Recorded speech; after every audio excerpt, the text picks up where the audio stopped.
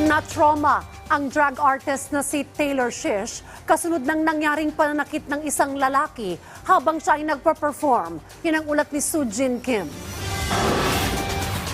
Masayang nagtatanghal si Taylor Swift impersonator at drag performer na si Taylor Swift o si Mac Coronel sa Bayambang, Pangasinan. Hanggang sa napagpasya niyang bumaba sa entablado. Masaya pa rin siyang nagper-perform nang biglang may isang lalaki na tila kinarate chop si Swift sa leeg.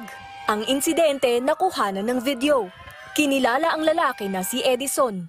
Aminado si Swift na nagdulot ng trauma ang insidente.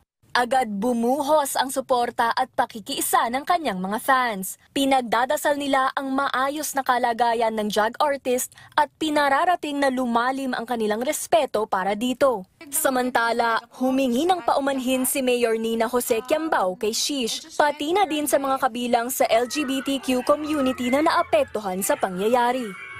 I want to truly apologize and say sorry to Taylor Swift and to all those who have been offended. So we strongly condemn the act of one individual last night towards Taylor Swift.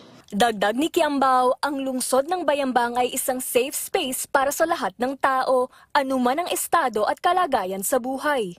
Here in Bayambang, we are a very inclusive, very progressive town, and that we love the LGBT community and we serve all races, all genders, everyone here in Bayambang. Kasalukuyang nasa presinto ang sospek at haharap sa kasong unjust vexation. Sujin Kim para sa Pambansang TV sa Bagong Pilipinas.